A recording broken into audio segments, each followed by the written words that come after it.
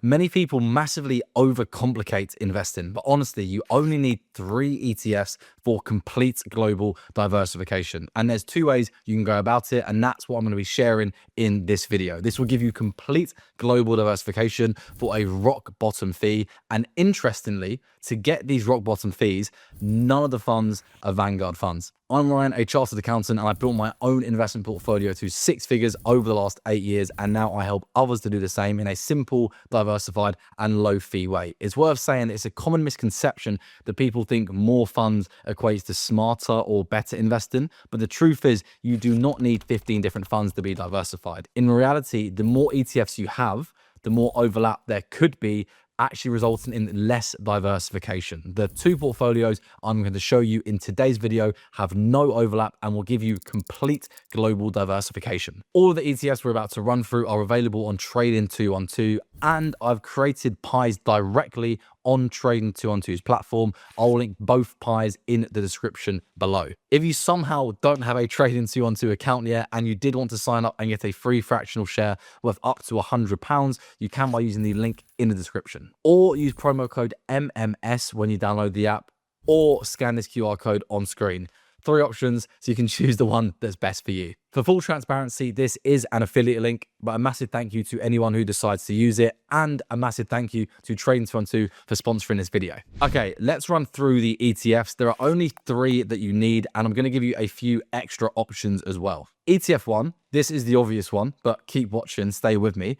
A low-cost global equity ETF. Unsurprisingly, this will be the bulk of your portfolio. It gives you global diversification by investing into thousands of companies across developed and emerging markets and across large and medium-sized companies, all for a very low fee. You might have worked out the only thing we're omitting there is small cap companies, as we're going to come back to in a second. But for this low cost global equity ETF, there are a few choices and I'll put them on the screen. These are all good options and I'll be sharing my favorite shortly when we actually build the portfolio. You could honestly stop there, one and done, set and forget. But this is the problem. These global ETFs don't usually include small cap stocks, just large and medium sized companies. If you want to be as diversified as possible, if you want true global diversification, you need to add small cap ETFs in. I say ETFs, this is because there is currently no single small cap ETF that tracks the entire small cap stock market. Although, as a quick side note, this actually might be changing soon once the new Vanguard FTSE Global Small Cap ETF comes out,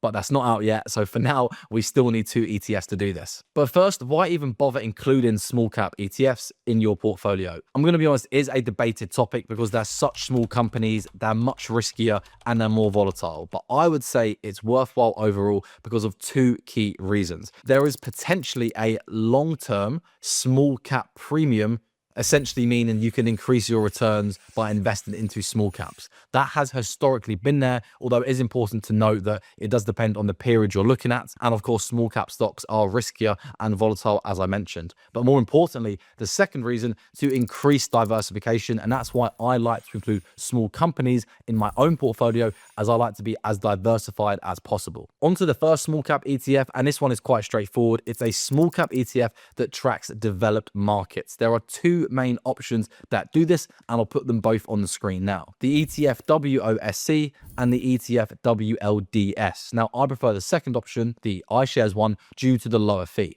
The second small cap ETF we need is now one that tracks emerging market stocks. This one is a bit more complicated, so there's a bit more to talk about as there's a few different options. One popular option is the IEMS ETF. This does track around 1,900 stocks, but it has a high fee of 0.74%. Plus, it's not currently available in pounds, so as UK investors, it's not ideal. Another option is the EMIM ETF, also provided by iShares. This is a much lower fee and it does include much more stocks, but this includes all company sizes and not just small cap stocks. So we don't really want this because we're technically doubling up with the global equity ETF, as there's already large and medium-sized emerging market companies included in that one. So the best option, in my opinion, is SPDR's or State Street's EMSM ETF. Now, this does have a slightly higher fee of 0.5%, 0.55%, but it once again tracks around 1,900 stocks. And most importantly, it solely tracks small cap emerging market stocks. So there's no overlap with the previous ETFs we picked. How do these various ETFs make up a portfolio then? The rough split in your portfolio, if you were going to follow this approach,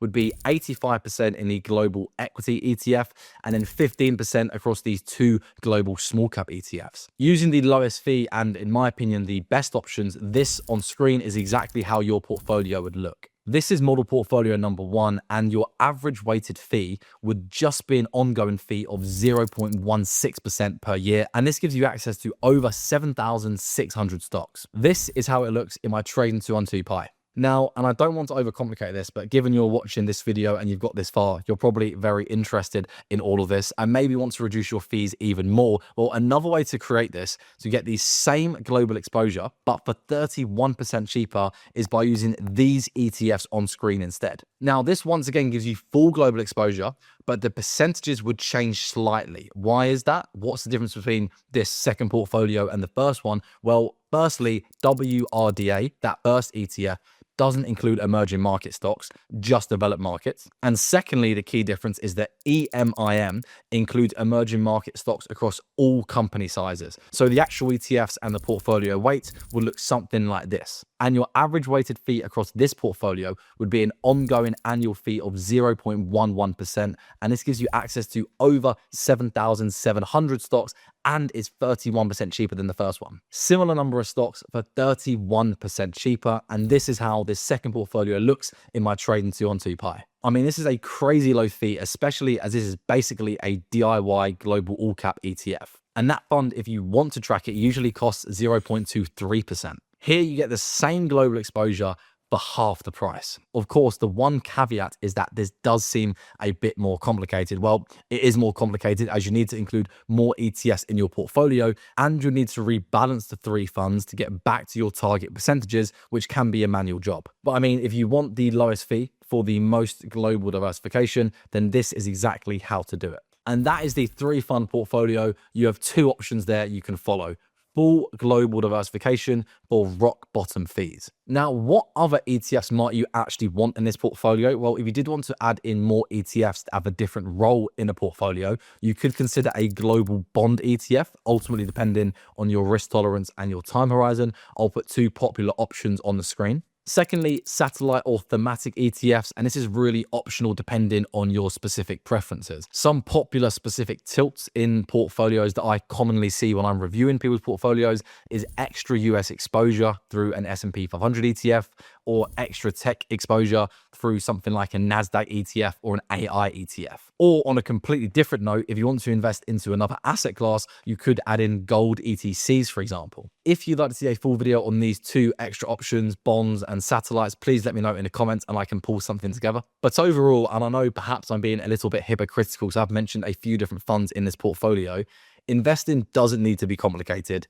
You genuinely don't need 20 different ETFs. You likely just need between 1 and 3 to get full or near full global diversification. And you can do this for a very low fee. But above everything, the most important thing is always to get started and then stay consistent. Check out the links in the description if you'd like to copy either of these portfolios in Trading 212. And if you want to sign up to Trading 212, where you can get a free fractional share worth up to £100, click the link in the description or scan the QR code on screen now. Thanks for watching, and I'll see you in the next video.